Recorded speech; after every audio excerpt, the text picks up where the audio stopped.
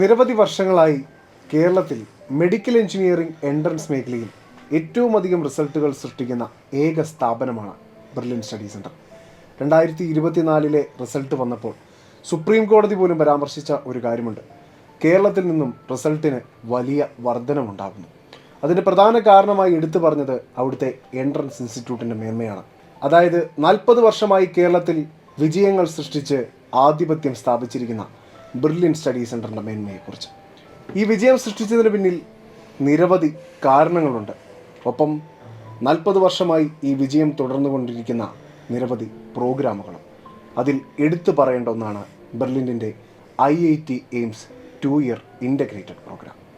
തീർച്ചയായിട്ടും ഇന്ന് നമ്മോടൊപ്പമുള്ളത് IIT എയിംസ് 2 ഇയർ ഇൻ്റഗ്രേറ്റഡ് പ്രോഗ്രാമിൻ്റെ കോർഡിനേറ്ററായ ജോണി സാറും ഒപ്പം ലക്ഷക്കണക്കിന് വിദ്യാർത്ഥികൾക്ക് എൻട്രൻസ് മേഖലയിൽ കൃത്യമായ മാർഗനിർദ്ദേശങ്ങൾ നൽകി മുന്നിൽ നിന്ന് നയിക്കുന്ന ശിവൻ സാറുമാണ്. അപ്പോൾ നമുക്ക് ആദ്യമേ തന്നെ അറിയേണ്ട കാര്യമെന്ന് പറയുന്നത് എന്താണ് ബെർലിനിൽ ഇത്ര വലിയ വിജയം നേടിയ ഈ ഒരു IIT AIIMS 2 year integrated programme എന്നാണ്. സർ, നിരവധി വിജയികൾ കടന്നു വന്നിട്ടുള്ള, അടയാളപ്പെടുത്തിയ വിജയികൾ കടന്നു വന്നിട്ടുള്ളൊരു പ്രോഗ്രാമാണ് ബെർലിൻ്റെ IIT എയിംസ് +2 പ്രോഗ്രാം എന്ന് പറയുന്നത്. അപ്പോൾ തീർച്ചയായിട്ടും നമ്മുടെ പ്രേക്ഷകർ അറിയാൻ ആഗ്രഹിക്കുക എന്താണ് ബെർലിൻ്റെ ഈ ഒരു മാസ്റ്റർ പീസ് പ്രോഗ്രാം എന്നാണ്. അതിനെക്കുറിച്ചൊന്ന് പറയാമോ? ബെർലിൻ്റെ IIT എയിംസ് +2 പ്രോഗ്രാം എന്ന് പറയുന്നത് +1 +2വിനൊപ്പമുള്ള 2 വർഷത്തെ ഒരു തീവ്ര പരിശീലന പ്രോഗ്രാമാണ് IIT എയിംസ് എന്ന് പറയുന്നത്.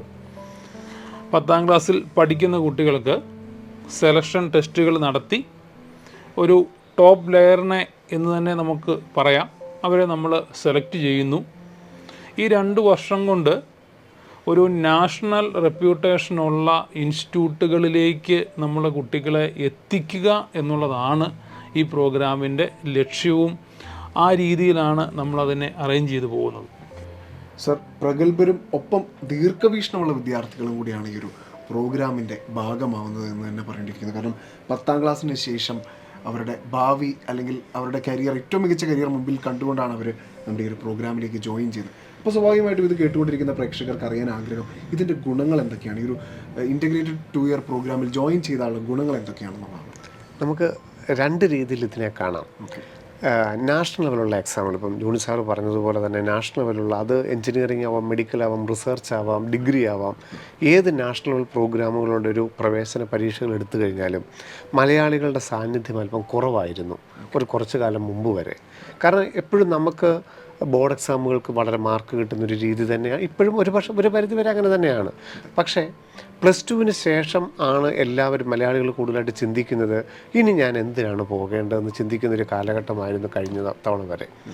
അപ്പം ബെർലിൻ്റെ മാനേജ്മെൻറ്റ് അല്ലെങ്കിൽ എൻ്റെ ടീം അതിനെക്കുറിച്ച്, കാരണം ഈ കതിരിൽ കൊണ്ട് വളം വെക്കുക എന്ന് പറയുന്ന ഒരു പ്രോസസ്സിനോട് അത്രയധികം നമുക്ക് റിസൾട്ടിനെ കുറിച്ച് ചിന്തിക്കാനാവില്ല. അപ്പം അതിനു വേണ്ടിയിട്ടൊരു മോൾഡ് ചെയ്യപ്പെട്ട പ്രോഗ്രാമാണ് IIT എയിംസ് പ്രോഗ്രാം എന്ന് പറയുന്നത്. 10th പഠിച്ചുകൊണ്ടിരിക്കുമ്പോൾ തന്നെ നമുക്കറിയാം ഒരു +2വിന് ശേഷം എന്താണെങ്കിലും ഏതെങ്കിലും ഒരു പ്രവേശന പരീക്ഷയിലൂടെ മാത്രമേ ഏത് പ്രൊഫഷണൽ കോഴ്സുകളിലേക്കും നമുക്ക് പ്രവേശനം കിട്ടുകയുള്ളൂ. എന്താണെങ്കിലും ഒരു പ്രവേശന പരീക്ഷ എഴുതിയേ മതിയാകുകയുള്ളൂ. +1 +2വിൻ്റെ ടോപ്പിക്കാണ്, സിലബസാണ് ഇതിനകത്ത് പ്രധാനം. എന്താണെങ്കിലും +1 +2 ഏറ്റവും നന്നായിട്ട് പഠിച്ചിരിക്കണം. ആ സിലബസ് വെച്ചിട്ടുള്ള ഒരു പരീക്ഷ എഴുതുകയും ചെയ്യണം. ഇതിന് എപ്പോഴാണ് നമ്മൾ ഈ മൾട്ടിപ്പിൾ ചോയ്സ് ക്വസ്റ്റ്യൻ ഒരു ലോജിക് ഡെവലപ്പ് ചെയ്യേണ്ടത് എന്നുള്ള ഒരു തീരുമാനത്തിലാണ് ഇത് ഏറ്റവും എഫക്റ്റീവായിട്ട് വന്നിരിക്കുന്നത്. അതിൻ്റെ റിസൾട്ട് കണ്ടിരിക്കുന്നത് ഒരു പക്ഷേ പറയുകയാണെങ്കിൽ ഒരു 6ാം ക്ലാസ് മുതലൊക്കെ നോർത്ത് ഇന്ത്യൻസ് എൻട്രൻസ് തന്നെ കൈകാര്യം ചെയ്യുന്ന സമയത്ത് നമ്മൾ 10th പഠിച്ചുകൊണ്ടിരിക്കുമ്പോഴെങ്കിലും ഇതിനെക്കുറിച്ചൊരു അവബോധം ഉണ്ടാവുകയും +1 +2വിൻ്റെ കൂട്ടത്തിൽ ആ സ്കൂളിൽ പഠിച്ചുകൊണ്ടിരിക്കുമ്പോൾ തന്നെ ആ പഠിക്കുന്ന ടോപ്പിക്ക് തന്നെ എൻട്രൻസ് രീതിയിൽ കൈകാര്യം ചെയ്യപ്പെടുന്നു. അപ്പോൾ അവിടെ ഒരു അഡീഷണൽ എഫേർട്ട് ഇല്ലാതെ തന്നെ അയാൾക്ക്, ആ വ്യക്തിക്ക് ആ ടോപ്പിക്ക് നല്ല ഗ്രാഹ്യമാകുന്നു. ആ മൾട്ടിപ്പിൾ ചോയ്സ് ക്വസ്റ്റ്യൻ അത്രയും കഴിയുമ്പം ബോർഡ് എക്സാമിന് മാർക്ക് കിട്ടുന്നു. ഒപ്പം തന്നെ അധിക വർഷം ചിലവാക്കാതെ തന്നെ ഏറ്റവും നല്ലൊരു പ്രീമിയർ ഇൻസ്റ്റിറ്റ്യൂട്ടുകളിലോട്ട് പ്രവേശനവും കിട്ടുന്നു.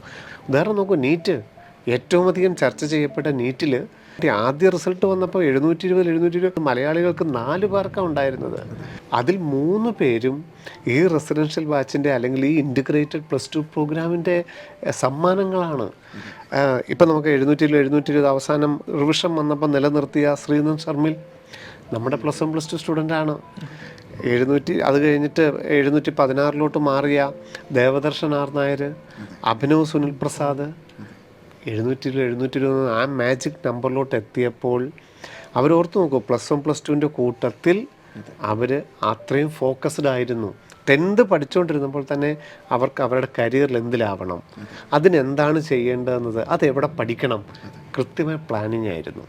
ഇനി JEE അഡ്വാൻസ്ഡ് നോക്കൂ, നെവിൻ സിബി, JEE മെയിൻ ഓൾഡിയർ ഹാഫിസ് റഹ്മാൻ, അല്ലെങ്കിൽ കേരള എഞ്ചിനീയറിംഗ് ദേവാനന്ദ് പി. 2024 ആ ബ്രില്യൻറ്റിൻ്റെ ടോപ്പ് എല്ലാം ഈ ഇൻറ്റഗ്രേറ്റഡ് ബാച്ചിലൂടെ തന്നെ വന്നു. അപ്പോൾ അവരൊരു വർഷം കളഞ്ഞുമില്ല, ഏറ്റവും പ്രീമിയർ ഇൻസ്റ്റിറ്റ്യൂട്ടിൽ അഡ്മിഷൻ കിട്ടുകയും ചെയ്തു. അതുപോലെ തന്നെ ഇനി 2023 ഇത് തന്നെയാണ് കേട്ടോ. 2023 നമുക്ക് നോക്കുവാണെങ്കിൽ 100% സ്കോർ JEEയിൽ ആദ്യം എത്തിച്ച ആഷിഖ് സ്റ്റനി, JEE അഡ്വാൻസ്ഡ് ടോപ്പായിരുന്ന നമ്മുടെ സഞ്ജയ് പി മല്ലാർ ഇപ്പോൾ ISC ബാംഗ്ലൂരിലാണ് പഠിക്കുന്നത്, ഓർത്തു നോക്കൂ.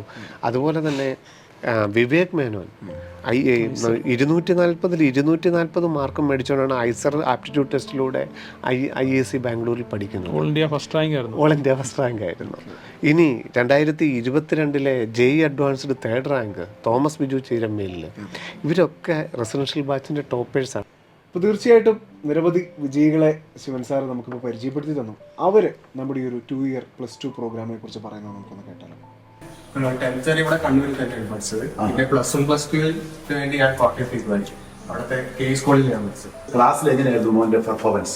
ക്ലാസ്സിലെല്ലാം നല്ല പെർഫോമൻസ് തന്നെയാണെന്നാണ് എന്റെ വിശ്വാസം. ഇതിന്റെ എത്ര മാർക്ക് കിട്ടിയായിരുന്നു +2 പരീക്ഷയ്ക്ക്? എനിക്ക് സയൻസിലാകെ 1 മാർക്കാണ്. ഒരു മാർക്ക് പോയിട്ടുള്ളൂ.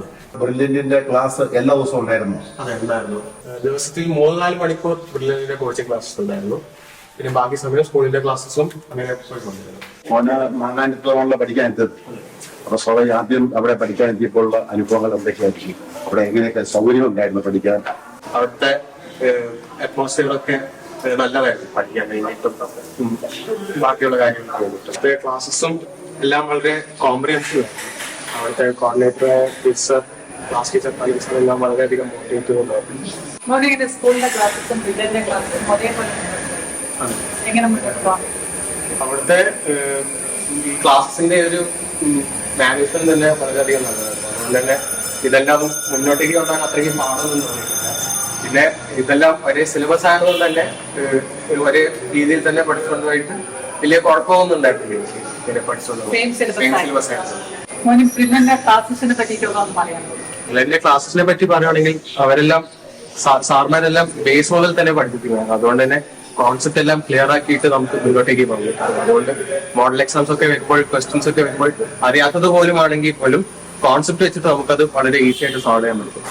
10th ക്ലാസ്സിലെ എക്സാം കഴിഞ്ഞപ്പോഴത്തേക്കും ബ്രില്യൻറ്റിൽ ജോയിൻ ചെയ്ത പോലെ +1 +2 കോച്ചിങ് എടുത്തിട്ട് എൻട്രൻസ് എക്സാം എഴുതാമെന്ന് വിചാരിച്ചു. ചാവറ പബ്ലിക് സ്കൂൾ പാലയിലായിരുന്നു ഞാൻ +1 +2 പഠിച്ചത്. എൻട്രൻസ് എക്സാം നമ്മൾ ഇതുവരെ 10th ക്ലാസ് വരെ ഡീൽ ചെയ്തിരിക്കുന്ന എക്സാംസ് പോലെ അല്ലല്ലോ, അതൊരു ഒബ്ജക്റ്റീവ് ടൈപ്പ് ക്വസ്റ്റ്യൻസ് ആണ്. അപ്പോൾ അതിനൊക്കെ നല്ലപോലെ പ്രിപ്പയർ ചെയ്താലേ നമുക്ക് ആദ്യമായിട്ട് ഫേസ് ചെയ്യുമ്പോൾ പറ്റത്തുള്ളൂ. അപ്പോൾ ബ്രില്യൻറ്റ് വന്നു, കുറേ മോഡൽ എക്സാംസും ഒക്കെ എഴുതി. അപ്പോൾ ഒബ്ജക്റ്റീവ് ക്വസ്റ്റ്യൻസ് എങ്ങനെയാണ് ഡീൽ ചെയ്യേണ്ടതെന്നൊരു ഐഡിയ കിട്ടി. +1 +2 ഞാൻ ദേവഗിരി CMI പബ്ലിക് സ്കൂള് കാലിക്കറ്റായിരുന്നു. പിന്നെ ഞാൻ ബ്രില്യൻറ്റിൻ്റെ ഇൻറ്റഗ്രേറ്റഡ് ബാച്ചിലെ സ്റ്റുഡൻ്റ് ആയിരുന്നു. എങ്ങനെയായിരുന്നു ബ്രില്യൻറ്റിലെ ക്ലാസ്സുകളും സ്കൂളിലെ ക്ലാസ്സുകളും ഒക്കെ? അത് നല്ല സിൻക്രണൈസ്ഡ് ആയിട്ടായിരുന്നു. ഒരു രാവിലെ മുതൽ ഉച്ച വരെ സ്കൂൾ ക്ലാസ് ആയിരുന്നു.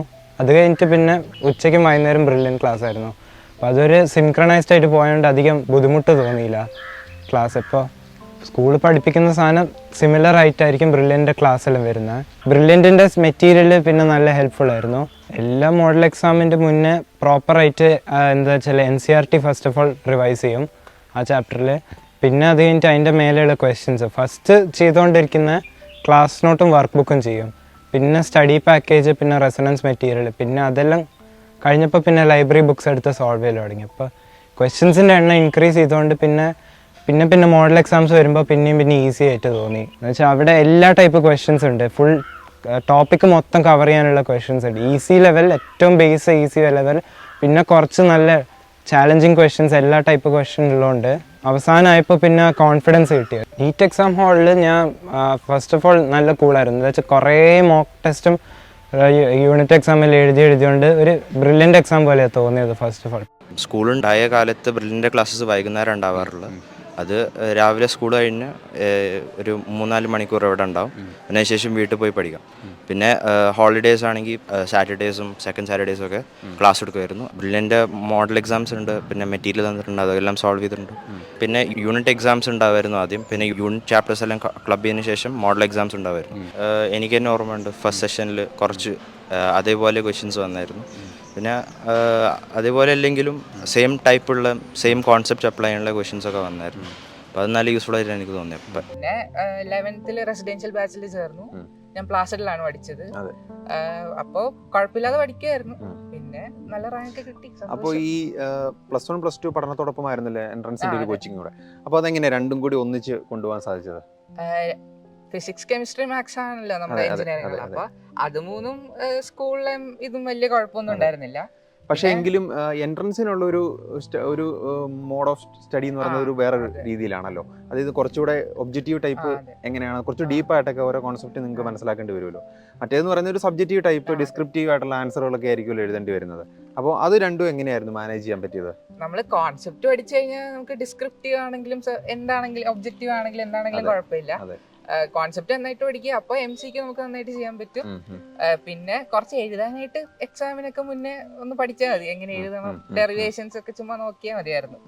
പിന്നെ ഇംഗ്ലീഷും, ഞാൻ ബയോമാക്സ് ആയിരുന്നു, അപ്പോൾ ഇംഗ്ലീഷും ബയോയും കുറച്ച് പഠിക്കണമായിരുന്നു. എന്നാലും കുഴപ്പമില്ലാതെ പോയി. നമുക്ക് ഈ ഓൾ ഇന്ത്യ ലെവലിൽ ഇത്രയധികം വിജയ ശതമാനം ഒരുക്കുന്നതിലും +1 +2 ഇൻ്റഗ്രേറ്റ് ബാച്ചിന് ഏറ്റവും വലിയൊരു പ്രാധാന്യമാണുള്ളത്. കാരണം ഇൻഡെപ്തിൽ അവർ ആ സബ്ജക്റ്റ് +1 +2 സബ്ജക്റ്റ് പഠിക്കുകയാണ് ചെയ്യുന്നത്.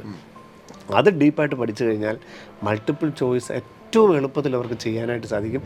അത് ആ ലോജിക് കൊണ്ട് ഇപ്പം ജോണി സാർ ഇനി അതിൻ്റെ ഗുണം പറഞ്ഞു തരും. കാരണം ഇത് യഥാർത്ഥത്തിലൊരു 3 ഇയർ പ്രോഗ്രാമാണ് ഇവർ യഥാർത്ഥത്തിൽ 2 ഇയർ കൊണ്ട് ചെയ്യുന്നത്.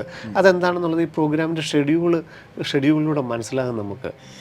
അത്ര ഈസി ആയിട്ടാണ് അവർ അവരുടെ സ്വപ്ന സമാനമായിട്ടുള്ള ആ ഇൻസ്റ്റിറ്റ്യൂട്ടുകളിൽ പ്രവേശനം നേടുന്നത്. പിന്നെ ഏറ്റവും ക്രീമായിട്ടുള്ള ഒരു ഗ്രൂപ്പിലാണ് ഇവർ വർക്ക് ചെയ്യുന്നത്. അത് തന്നെ. അപ്പം ആ ക്രീം എന്തിനെക്കുറിച്ചായിരിക്കും ചർച്ച ചെയ്യുന്നത്? ഏറ്റവും ടോപ്പായിട്ടുള്ള ഇൻസ്റ്റിറ്റ്യൂട്ടുകളുടെ പ്രവേശനവുമായിട്ട് ബന്ധപ്പെട്ട കാര്യങ്ങളായിരിക്കും ആ കമ്മ്യൂണിറ്റിയിൽ ചർച്ച ചെയ്യപ്പെടുന്നത്. അപ്പം അതും വളരെ പ്രധാനപ്പെട്ടതാണ്. നമ്മൾ എവിടെയാണ് പഠിക്കേണ്ടത്, എന്താണ് നമ്മൾ ചർച്ച ചെയ്യേണ്ടത്, എന്താണ് നമ്മൾ ഫോക്കസ് ചെയ്യേണ്ടത്, അതൊക്കെ ഏറ്റവും നല്ല രീതിയിൽ ക്രീമായിട്ടുള്ളൊരു വിദ്യാർത്ഥിക്ക് കിട്ടത്തക്ക ഒരു പ്രോഗ്രാമാണ് ബ്രില്യൻ്റ് സ്റ്റഡി സെൻറ്റർ നടത്തുന്ന 2 ഇയർ +2 പ്രോഗ്രാം. ശിവൻ സാർ ഇപ്പോൾ പരാമർശിച്ച കാര്യത്തിൽ നമ്മുടെ ഏറ്റവും മുൻപന്തിയിൽ നിന്ന നമ്മുടെ ബ്രില്യൻ്റിലെ റിസൾട്ടുകൾ പറഞ്ഞു, നമ്മുടെ വിദ്യാർത്ഥികളുടെ പേരുകൾ പറഞ്ഞു. അപ്പോൾ തീർച്ചയായിട്ടും അവരോടൊപ്പം തന്നെ ഞാൻ വ്യക്തമായി പറഞ്ഞു, ഈ ബൾക്കായിട്ടുള്ള റിസൾട്ടുകളുടെ എണ്ണം അതും തീർച്ചയായിട്ടും ഇൻ്റഗ്രേറ്റ് ബാച്ചിൻ്റെ ഒരു ഗുണമോ. അവരിൽ ഒരു 60% ഫസ്റ്റ് ചാൻസിൽ തന്നെ പാസ്സാകുന്നതോടൊപ്പം ഇനി ഈവൻ അവരുടെ ആ ഒരു IITക്ക് വേണ്ടിയിട്ട്, അല്ലെങ്കിൽ ഒരു NIT ടോപ്പ് കോളേജിന് വേണ്ടിയിട്ട്, അല്ലെങ്കിൽ ഇനി എയിംസിനൊക്കെ വേണ്ടിയിട്ട് ഒരു വർഷം റിപ്പീറ്റ് ചെയ്താൽ പോലും അവരുടെ +1 +2 ബാക്ക്ഗ്രൗണ്ട് അത്ര സ്ട്രോങ് ആണ്.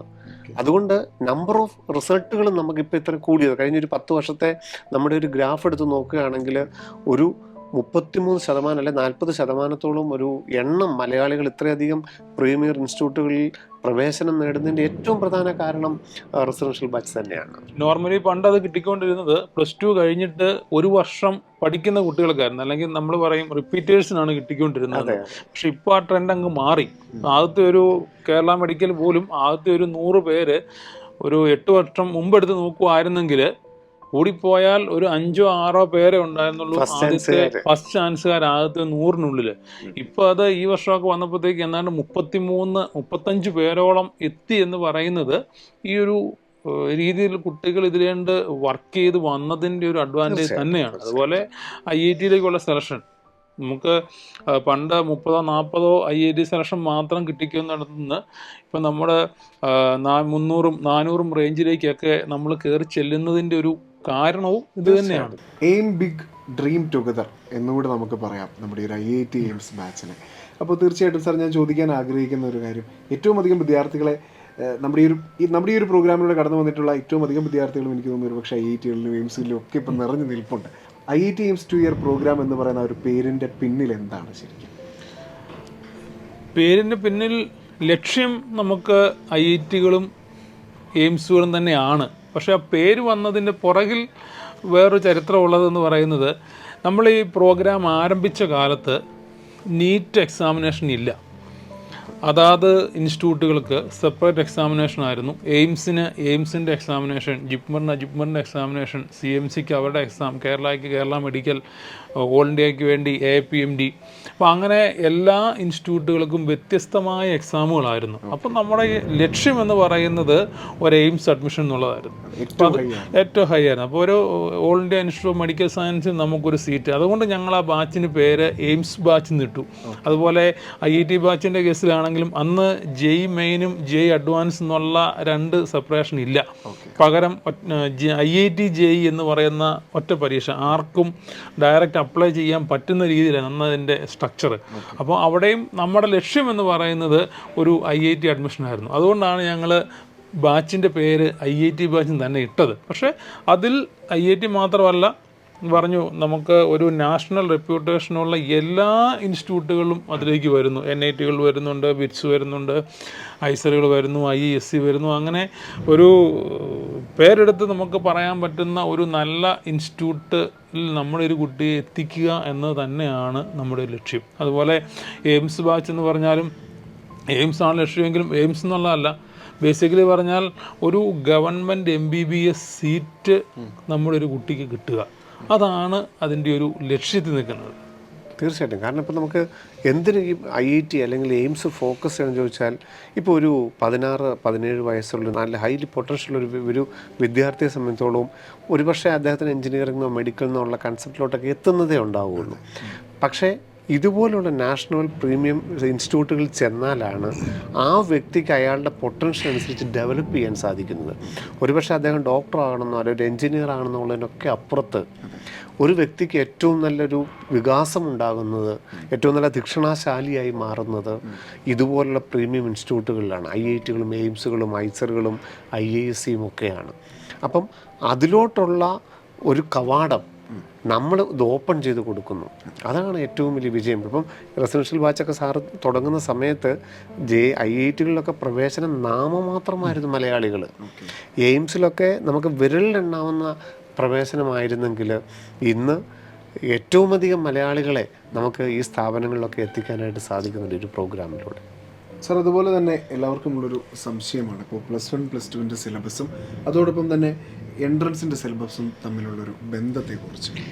ഈ പ്രോഗ്രാമിൻ്റെ സത്യം പറഞ്ഞാൽ ഏറ്റവും വലിയ രണ്ടാമത്തെ മറ്റൊരു പോയിൻ്റായിട്ട് നമ്മൾ കാണുന്നത്, എന്താണെങ്കിലും +2-ന് ശേഷം ഒരു പ്രവേശന പരീക്ഷ എഴുതുകയും ആ പ്രവേശന പരീക്ഷയിലൂടെ മാത്രമാണ് ഈ ഏതൊരു പ്രൊഫഷണൽ കോഴ്സുകളിലോട്ടും അഡ്മിഷൻ എത്താൻ സാധിക്കുന്നത്. ഈ പ്രവേശന പരീക്ഷകൾക്കെല്ലാം അതിൻ്റേതായ സ്വന്തം സിലബസ് ഉണ്ട്. JEE അഡ്വാൻസിൻ്റേതായ സിലബസ് ഉണ്ട്, JEE മെയിൻ്റെ സിലബസ് ഉണ്ട്, നീറ്റിൻ്റെ സിലബസ് ഉണ്ട്, ഐസറിനുണ്ട്. ഏതിനാണെങ്കിലും ആ എൻട്രൻസ് പരീക്ഷയ്ക്ക് സ്വന്തമായൊരു സിലബസ് ഉണ്ട്. പക്ഷേ ഇത് +1 +2 സിലബസ് തന്നെയാണ്, ഒരു വ്യത്യാസവുമില്ല. CBSE-ക്കാരുടെ പുസ്തകം പഠിക്കുന്നു, ISC-യുടെ പുസ്തകം പഠിക്കുന്നു, സ്റ്റേറ്റ് സിലബസിൻ്റെ പുസ്തകം പഠിക്കും. ഡിഫറെൻറ്റ് ടെക്സ്റ്റ് ബുക്കുകളാണ് ഇവർ +1 +2 പഠിക്കുന്നത്. പക്ഷേ ഇതിൻ്റെ അകത്തുള്ള കൺസെപ്റ്റ് എന്ന് പറയുന്നത് സെയിം സിലബസ് തന്നെയാണ്. NCERT ബേസ്ഡ് ആണ് ഈ പറഞ്ഞ എല്ലാ കാര്യങ്ങളും പോകുന്നത്. പിന്നെ ഇന്ത്യയിലെ മജോറിറ്റി സിലബസുകാരും ഫോളോ ചെയ്യുന്നതും ഈ NCERT അടിസ്ഥാനത്തിൽ തന്നെയാണ്. അപ്പോൾ അതുകൊണ്ട് തന്നെയാണ് നീറ്റ് അല്ലെങ്കിൽ JEE അല്ലെങ്കിൽ ഐസർ ആയിക്കോട്ടെ, ഏത് കോമ്പറ്റീറ്റീവ് എക്സാമിനേഷൻ ആണെങ്കിലും അതിൻ്റെ ഒരു ക്വാളിഫയിങ് എക്സാമിനേഷൻ എന്ന് പറയുന്നത് +2 ലെവലാണ്. അവിടെയൊക്കെ ഫോക്കസ് ചെയ്യപ്പെടുന്ന സാധനം ഈ NCERT സിലബസ് തന്നെയാണ് താനും. അപ്പോൾ അതിൻ്റെ ബേസിലാണ് ഈ പറഞ്ഞ എല്ലാ കാര്യങ്ങളും പോകുന്നത്. പൊതുവേ ചിലപ്പോൾ പലരും ചിന്തിക്കും കോമ്പറ്റീറ്റീവ് എക്സാമിനേഷൻ എന്ന് പറയുന്നത് മറ്റെന്തോ ഒരു സംഭവമാണ്. കുട്ടികളും പറയും +1 +2ൻ്റെ കൂടെ പഠിക്കുന്നതും ഇതും തമ്മിൽ ഭയങ്കര വ്യത്യാസം. ഒരു വ്യത്യാസവും സത്യം പറഞ്ഞാലില്ല. ഇത് ബോർഡ് എക്സാമിന് ഏറ്റവും സപ്പോർട്ട് ചെയ്യുന്നതാണിത്. അതെ, കാരണം മുൻ വർഷങ്ങളിലൊക്കെ ഞങ്ങളുടെ റിസൾട്ടുകൾ, ഇപ്പോൾ കഴിഞ്ഞ വർഷത്തെ പോലും ബോർഡ് എക്സാമിൻ റിസൾട്ട് എടുത്ത് നോക്കിയാൽ നമ്മുടെ ഈ പ്രോഗ്രാം നടക്കുന്ന സ്ഥലങ്ങളിലെയൊക്കെ സ്കൂൾ ടോപ്പേഴ്സ് എന്ന് പറയുന്നത് നമ്മുടെ ഈ ബാച്ചുകളിലെ കുട്ടികളാണ്. തീർച്ചയായിട്ടും അവരാ ജില്ലക്കാർ പോലും അല്ല. ആയിരിക്കണം. അതെ.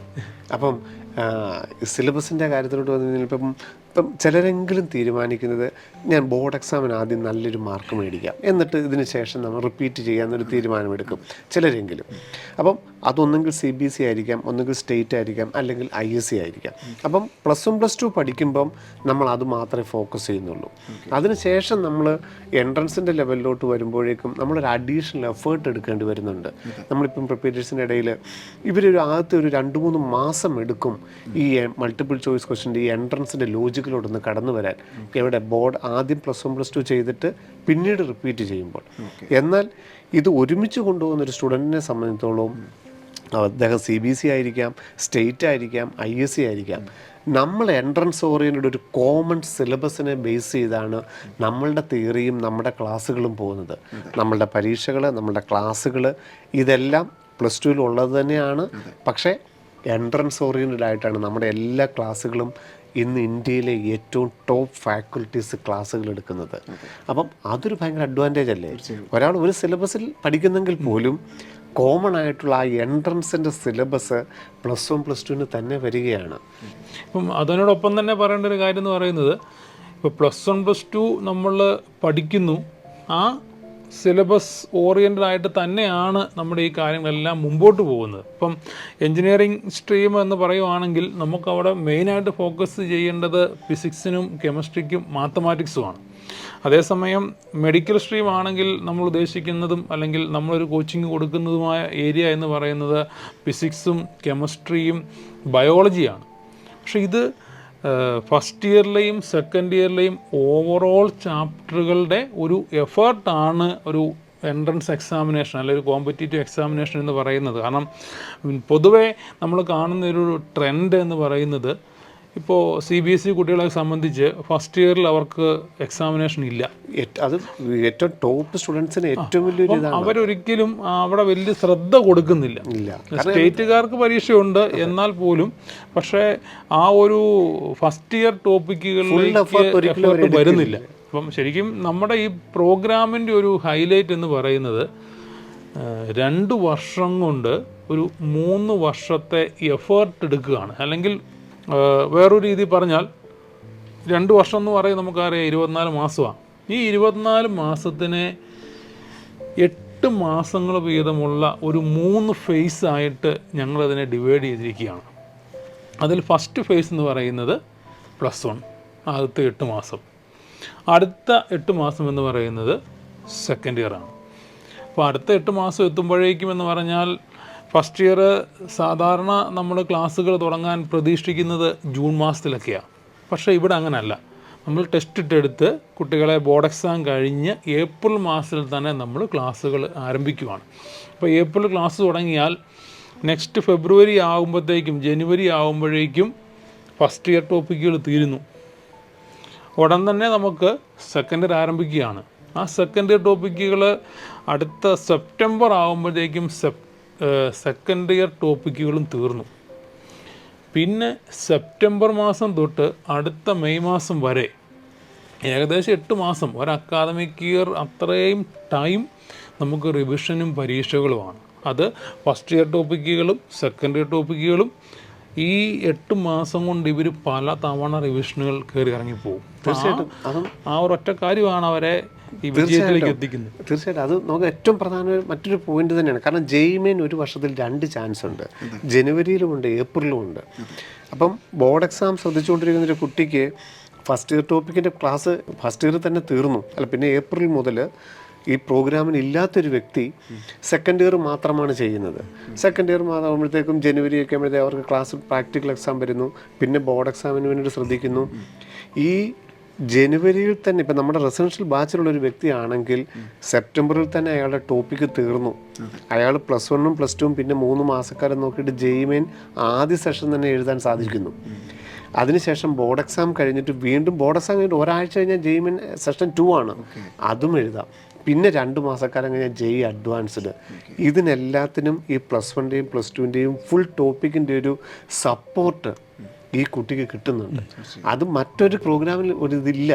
അപ്പം അതാണ് ഇതിനകത്തൊരു മറ്റൊരു ഹൈലൈറ്റ് നമുക്ക് പറയാനായിട്ട് സാധിക്കും. ഈ എല്ലാ എൻട്രൻസുകൾക്കും +1 +2 തുല്യ പ്രാധാന്യമാണ്. അത് നമുക്ക് ഫുൾ ഈ ഒരു റിവിഷൻ നമുക്ക് ഇത്രയധികം കിട്ടുന്നൊരു പ്രോഗ്രാം. അത് ക്ലാസ്സുകൾ തന്നെ കിട്ടും.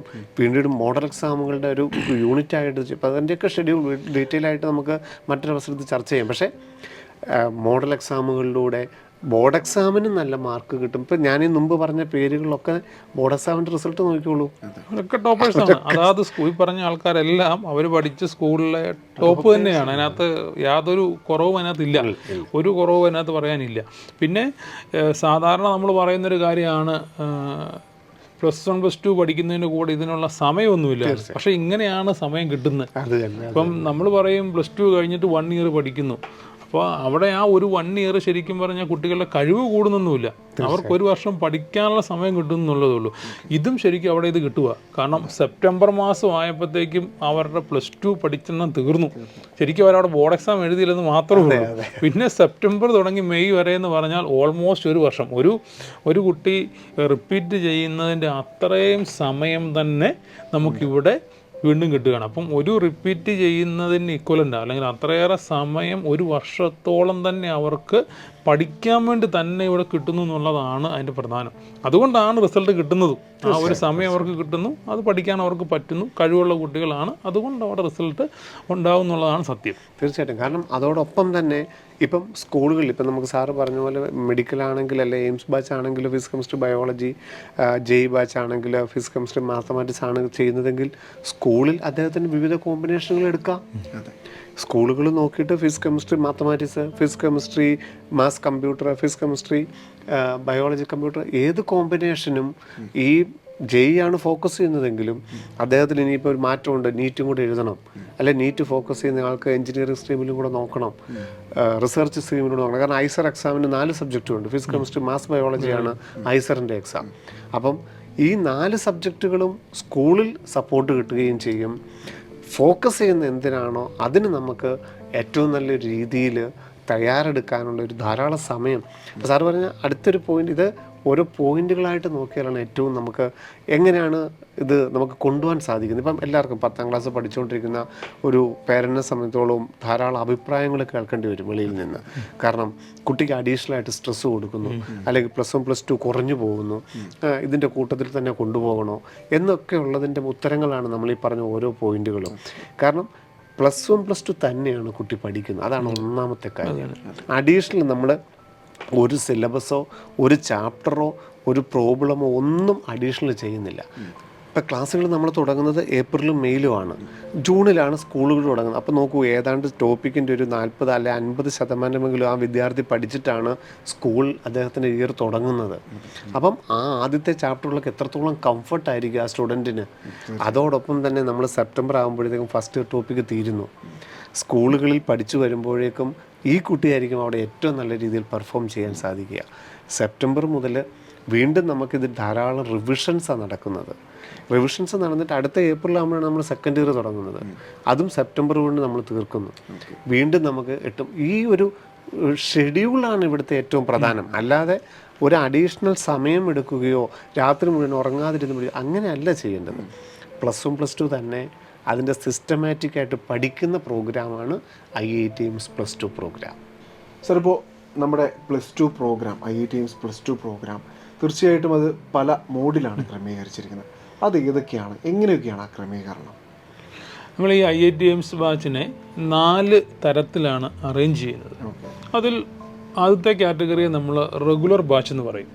റെഗുലർ ബാച്ച് എന്ന് പറഞ്ഞാൽ പേര് പോലെ തന്നെ റെഗുലർ ക്ലാസ്സുകൾ, റെഗുലറായിട്ട് ക്ലാസ്സുകളുണ്ട്. അതായത് എല്ലാ ദിവസവും ക്ലാസ്സുകളുണ്ട്. നമുക്ക് സ്കൂളൊക്കെ ഓപ്പൺ ആക്കി കഴിഞ്ഞാൽ മൺഡേ ടു ഫ്രൈഡേയിൽ ഒരു 2.25 മണിക്കൂർ അല്ലെങ്കിൽ 3 മണിക്കൂർ ഡെയിലി നമുക്ക് ക്ലാസ്സുകൾ ഉണ്ടാവും. അപ്പോൾ ആ ക്ലാസ്സുകൾ നടക്കുന്നത് ബ്രില്യൻറ്റിൻ്റെ സെൻറ്ററിൽ വെച്ചാണ് നടക്കുക.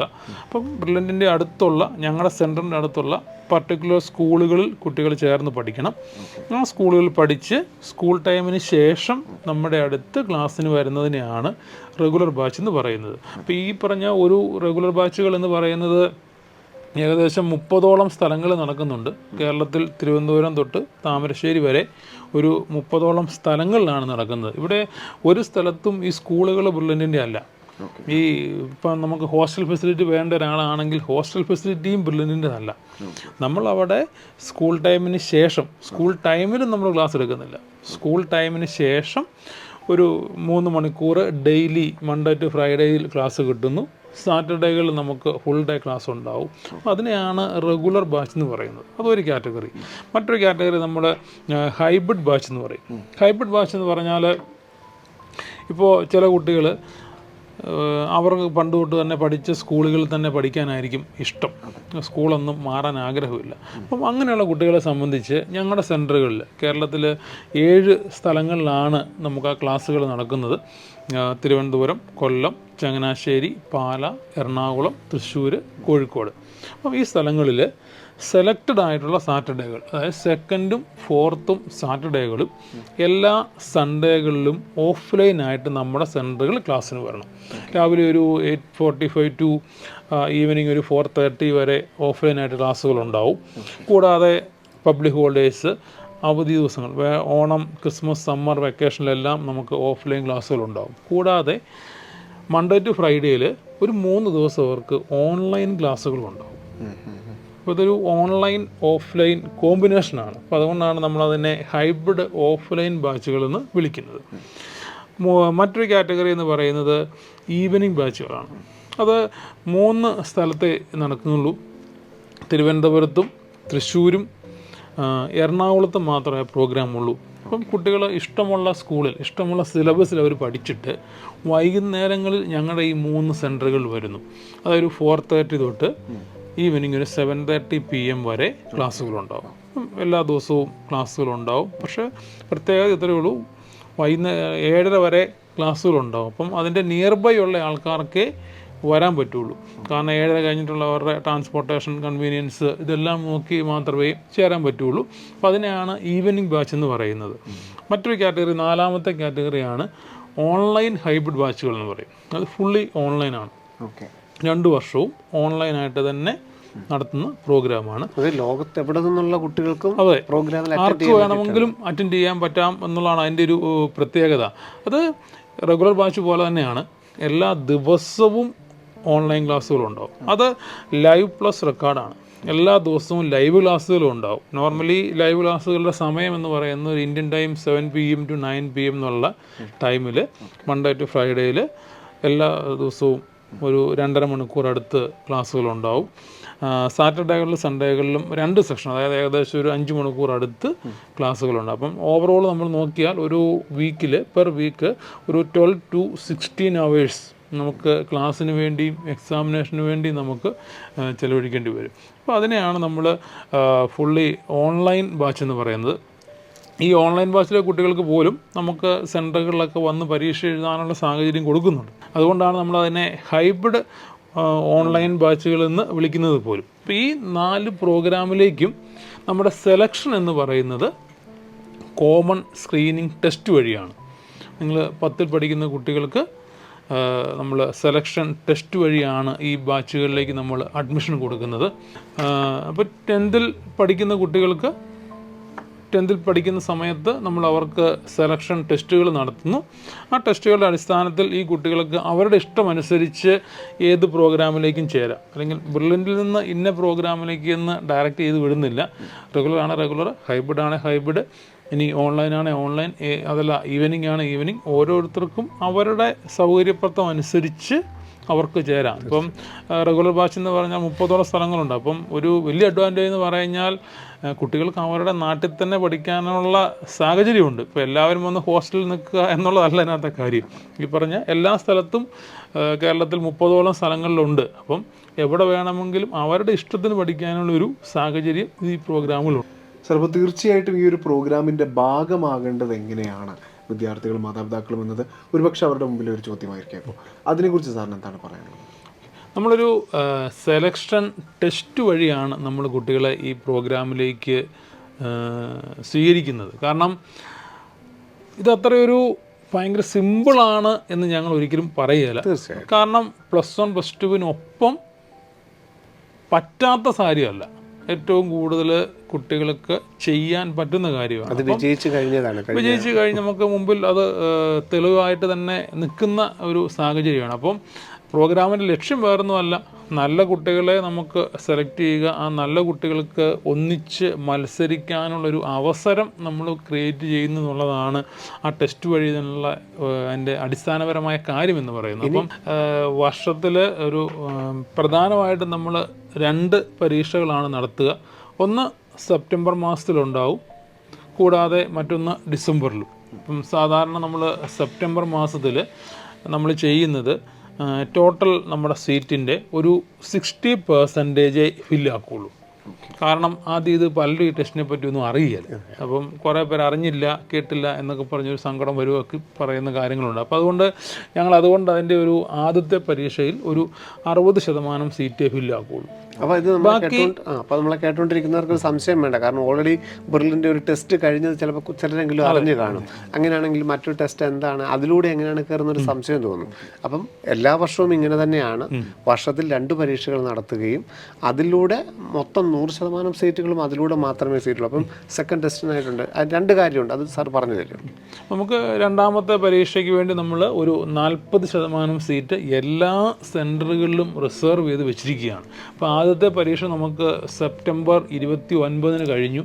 അതുവരെയുള്ള അഡ്മിഷനും പ്രോസസ്സും ഒക്കെ ഓൾറെഡി കഴിഞ്ഞു. പക്ഷേ അത് ഈ എല്ലാ സെൻറ്ററിലേക്കുമുള്ള 60% സീറ്റിലേക്ക് മാത്രമാണ്. ബാക്കി 40% സീറ്റ് നമ്മൾ വീണ്ടും മാറ്റി വെച്ചിട്ടുണ്ട്. എല്ലാ സെൻറ്ററുകളും ഓപ്പണാണ്. ഒരു പർട്ടിക്കുലർ സെൻറ്ററൊന്നോ അല്ലെങ്കിൽ സീറ്റ് തീർന്നു പോയി എന്നൊരു സംവിധാനം ഇല്ല. രണ്ടാമത്തെ പരീക്ഷ നമുക്ക് ഡിസംബർ 1 നടക്കുന്നത്. അത് കേരളത്തിലെ എല്ലാ ജില്ലകളിലും എക്സാം സെൻറ്ററുണ്ട്. കേരളത്തിൽ കൂടാതെ ബാംഗ്ലൂർ നമുക്ക് സെൻറ്ററുണ്ട്. എന്നാൽ ഇന്ത്യക്ക് വെളിയിൽ 2 സ്ഥലത്ത്, ഖത്തറിലും അതുപോലെ തന്നെ ദുബായിലും നമുക്ക് സ്ക്രീനിങ് ടെസ്റ്റിന് സെൻറ്ററുകളുണ്ട്. അപ്പം നമ്മൾ ഏത് സ്ഥലത്ത് നിൽക്കുന്നു നോക്കണ്ട, നമുക്ക് ഇഷ്ടംപോലെ സാഹചര്യങ്ങളുണ്ട്, പരീക്ഷ എഴുതാനുള്ള അവസരങ്ങളുണ്ട്. നമ്മുടെ ടെസ്റ്റിനകത്ത് ക്വാളിഫൈഡ് ആകുന്ന ഒരാളിന് മിനിമം നമുക്ക് 10% സ്കോളർഷിപ്പ്, അതെല്ലാവർക്കും അഷ്വർ ചെയ്യുന്ന ഒരു സ്കോളർഷിപ്പാണ്. ബാക്കി സ്കോളർഷിപ്പുകളെ നമുക്ക് കാണാം. ഫസ്റ്റ് വരുന്ന ആളിന് 10 lakh എന്ന് പറഞ്ഞു. സെക്കൻഡ് വരുന്ന ആളിന് 5 lakh നമ്മുടെ പ്രൈസ്. തേർഡ് വരുന്ന ആളിന് 4 lakh. 4th ഉം 5th ഉം പൊസിഷനിൽ വരുന്ന ആൾക്കാർക്ക് 3 lakh വെച്ചാണ് പ്രൈസ് വരുന്നത്. അപ്പം 6ാമത്തെ റാങ്ക് തൊട്ട് 50ാമത്തെ റാങ്ക് വരുന്ന ആൾക്കാർക്ക് 100% ഫീസിനകത്ത് ഇളവാണ് കിട്ടുക. അത് 100% സ്കോളർഷിപ്പാണ്. ഇപ്പം 51 തൊട്ട് 70 വരെ റാങ്ക് വരുന്നവർക്ക് 90% സ്കോളർഷിപ്പ്, 71 തൊട്ട് 90 വരെയുള്ളവർക്ക് 80% സ്കോളർഷിപ്പ്. അങ്ങനെ ആ സ്കോളർഷിപ്പ് നമ്മുടെ ടെസ്റ്റ് ക്വാളിഫൈഡ് ആകുന്ന ഒരു സ്റ്റുഡൻറ്റിന് മിനിമം 10% വരെ സ്കോളർഷിപ്പ് ലഭിക്കുന്ന രീതിയിലാണ് നമ്മുടെ സ്കോളർഷിപ്പിൻ്റെ രീതി. ഇതുകൂടാതെ നമുക്കൊരു സ്റ്റുഡൻറ്റ് മൈത്രി സ്കീമുണ്ട്. അതായത് അതിൻ്റെ ഉദ്ദേശം ഇത്രയേ ഉള്ളൂ, ഒരു സാമ്പത്തികമായിട്ട് പിന്നോക്കം നിൽക്കുന്നൊരു കുട്ടിക്ക് പണമില്ലാത്തതിൻ്റെ പേരിൽ ഒരിക്കലും ഒരു പഠിക്കാനുള്ള സാഹചര്യം നഷ്ടപ്പെടരുത് എന്ന ഉദ്ദേശത്തോടു കൂടി ഞങ്ങൾ അറേഞ്ച് ചെയ്തിരിക്കുന്നതാണത്. 100 കുട്ടികളെയാണ് നമ്മൾ സെലക്ട് ചെയ്യാൻ ഉദ്ദേശിച്ചിരിക്കുന്നത്. അതിൻ്റെ കണ്ടീഷൻ വേറൊന്നുമില്ല, ഒരു സാമ്പത്തികമായിട്ട് പിന്നോക്കം നിൽക്കുന്നു എന്നതാണ് അതിനകത്തെ കണ്ടീഷൻ. ടെസ്റ്റ് ക്വാളിഫൈഡ് ആകുകയും ഒരു വാർഷിക വരുമാനം 3 ലക്ഷം രൂപയിൽ താഴെ ഉള്ള കുട്ടികളെയാണ് നമ്മൾ ഈ സ്റ്റുഡൻറ്റ് മൈത്രി സ്കീമിൽ ഉൾപ്പെടുത്തുന്നത്. അത് 100 പേർക്കാണ് ഉദ്ദേശിക്കുന്നത്. അതും അവരുടെ അർഹതയ്ക്കനുസരിച്ച് 100% വരെ സ്കോളർഷിപ്പ് ലഭിക്കാനുള്ള അവസരമുണ്ട്. അപ്പോൾ ഒരിക്കലും എനിക്ക് പണമില്ലല്ലോ അല്ലെങ്കിൽ സാമ്പത്തികമായി ഞാൻ ഇച്ചിരി പിന്നോക്കമാണല്ലോ എന്നൊരു സങ്കടത്തിൻ്റെ പേരിൽ ആരും വിഷമിച്ച് നിൽക്കരുത്. കാരണം 100 കുട്ടികളെ ഈ ഒരു സ്കീമിൽ തന്നെ ഞങ്ങൾ ഉൾപ്പെടുത്തുന്നുണ്ട്. ഇത് കൂടാതെ നമുക്ക് മറ്റൊരു സ്കോളർഷിപ്പ് സ്കീമും ഉണ്ട്. നമ്മുടെ ഒളിമ്പ്യാഡുകളുടെയൊക്കെ അടിസ്ഥാനത്തിൽ, ഇപ്പം IJSO, നമ്മുടെ ജൂനിയർ സയൻസ് ഒളിമ്പ്യാഡ് അല്ലെങ്കിൽ മാത്തമാറ്റിക്സ് ഒളിമ്പ്യാഡ്, RMO, INMO, ആ രീതിയിലും നമ്മൾ സ്കോളർഷിപ്പുകൾ പ്രൊവൈഡ് ചെയ്യുന്നുണ്ട്. സാർ, ഇപ്പോൾ ഇതിൻ്റെ ഒരു സിലബസ് എന്തായിരിക്കും എന്നുള്ളത് എല്ലാവർക്കും ഒരു ചെറിയൊരു ചോദ്യമായിരിക്കാം. കാരണം അവരിപ്പോൾ പഠിച്ചുകൊണ്ടിരിക്കുകയാണ്. അപ്പോൾ എന്ത് സിലബസാണ് ഇതിൽ ഈ ഒരു നമ്മുടെ ഒരു സ്ക്രീനിങ് ടെസ്റ്റിൽ ഇൻക്ലൂഡ് ചെയ്തിരിക്കുന്നത്? സിലബസ് എന്ന് പറയുന്നത് ഫിസിക്സും കെമിസ്ട്രിയും മാത്തമാറ്റിക്സിനെയും അടിസ്ഥാനമാക്കിയാണ് നമ്മുടെ സ്ക്രീനിങ് ടെസ്റ്റ് നടക്കുന്നത്. അത് CBSE സിലബസെന്നോ സ്റ്റേറ്റ് സിലബസെന്നോ ISC സിലബസെന്നോ ഉദ്ദേശിച്ചല്ല, ബ്രില്യൻ്റ് പ്രിപ്പയർ ചെയ്ത ഒരു സിലബസാണ്. അത് നിങ്ങൾ 8ലും 9ലും 10ലും ഒക്കെ ആയിട്ടായിരിക്കും പഠിച്ചിരിക്കുന്നത്. അപ്പം അതിൻ്റെ കാരണം തന്നെ ഓരോ സിലബസുകൾക്കും നമ്മൾ നോക്കിയാൽ CBSE പോലെ തന്നെയല്ല ICSE പഠിക്കുന്ന കാര്യങ്ങളല്ല സ്റ്റേറ്റിൽ ഉള്ള. അപ്പോൾ ഇത് തമ്മിൽ കുറച്ച് വ്യത്യാസങ്ങളുണ്ട്, ഈ സിലബസുകൾ തമ്മിൽ. അപ്പോൾ ഒരു പർട്ടിക്കുലറായിട്ടൊരു സിലബസിനെ നമുക്ക് എടുക്കാൻ പറ്റുകയില്ല. അതുകൊണ്ടാണ് ബ്രില്യൻ്റ് ഒരു സിലബസ് പ്രിപ്പയർ ചെയ്തിരിക്കുന്നത്. അത് നിങ്ങൾ 8ലും 9ലും 10ലും ഒക്കെ ആയിട്ട് പഠിച്ചതോ പഠിച്ചുകൊണ്ടിരിക്കുന്നതോ ആയ ഫിസിക്സും കെമിസ്ട്രിയും മാത്തമാറ്റിക്സുമാണ് സിലബസിൽ ചോദിക്കുക. ഇതിൻ്റെ ഈ പ്രോഗ്രാമിൻ്റെ ഡീറ്റെയിൽഡ് ആയിട്ടുള്ള ഇൻഫർമേഷൻ ബുള്ളറ്റിൻ brilliantpala.org എന്നുള്ള വെബ്സൈറ്റിൽ കാണാനായിട്ട് സാധിക്കും. അപ്പം brilliantpala.org എന്നുള്ള വെബ്സൈറ്റിൽ സ്റ്റുഡൻറ്റ് പോർട്ടലിൽ രജിസ്റ്റർ ചെയ്യുകയും സ്റ്റഡിയിങ് ഇൻ ക്ലാസ് 10 എന്ന് കൊടുത്തു കഴിഞ്ഞാൽ നിങ്ങൾക്ക് സ്ക്രീനിങ് ടെസ്റ്റ് കാണാനായിട്ട് സാധിക്കും. സ്ക്രീനിങ് ടെസ്റ്റ് സെലക്ട് ചെയ്യുന്നു, എങ്ങനെയാണ് പരീക്ഷ എഴുതേണ്ടത്, എവിടെയാണ് പരീക്ഷ എഴുതേണ്ടതെന്ന് നോക്കി സെലക്ട് ചെയ്ത് കഴിഞ്ഞാൽ ആ സ്ക്രീനിങ് ടെസ്റ്റിന് ഒരു ചെറിയ എമൗണ്ട് ഉണ്ട്. അത് അടച്ചു കഴിഞ്ഞ് കഴിഞ്ഞാൽ നമുക്ക് അതിനകത്തോട്ട് എൻറോളായി സ്ക്രീനിങ് ടെസ്റ്റിലോട്ടായി. അപ്പോൾ തൊട്ട് നമുക്ക് മോക്ക് ടെസ്റ്റുകൾ, സൺഡേകളിലുള്ള മോക്ക് ടെസ്റ്റുകൾ അറ്റൻഡ് ചെയ്യാം. പരീക്ഷയ്ക്ക് 2 ദിവസം മുമ്പ് ഹോൾ ടിക്കറ്റ്, അഡ്മിറ്റ് കാർഡ്, ഏത് എക്സാം സെൻറ്ററിൽ വെച്ചാണ് പരീക്ഷ എന്നുള്ളത് അവർക്ക് കിട്ടും.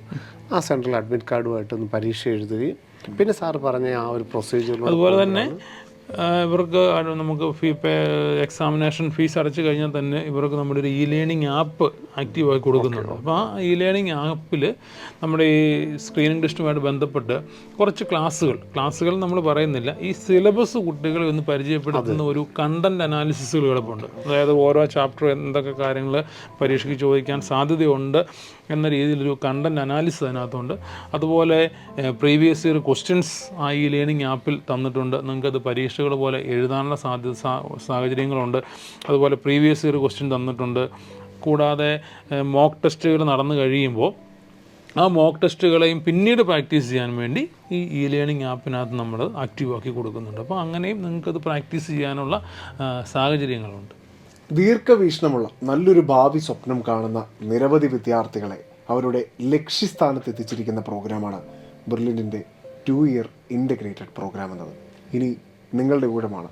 വരും വർഷങ്ങളിൽ നിങ്ങൾക്കും നിങ്ങളുടെ ഡോക്ടർ അല്ലെങ്കിൽ എഞ്ചിനീയർ എന്ന സ്വപ്നം രാജ്യത്തെ പ്രസ്റ്റീജിയസ് ഇൻസ്റ്റിറ്റ്യൂട്ടിൽ പഠിച്ചുകൊണ്ട് തന്നെ യാഥാർത്ഥ്യമാക്കാം. ഞങ്ങളെ കേട്ടുകൊണ്ടിരുന്ന എല്ലാ പ്രേക്ഷകർക്കും നന്ദി. എൻട്രൻസ് സംബന്ധമായ വാർത്തകളും അപ്ഡേഷനുകളും ഏറ്റവും വേഗം ആധികാരികമായി അറിയാൻ ബ്രില്യന്റ് സ്റ്റഡി സെന്റർ പാല യൂട്യൂബ് ചാനൽ സബ്സ്ക്രൈബ് ചെയ്യുക, ബെൽ ഐക്കൺ അമർത്തുക. ഈ വീഡിയോ മറ്റു സുഹൃത്തുക്കളിലേക്കും ഷെയർ ചെയ്ത് നൽകുക.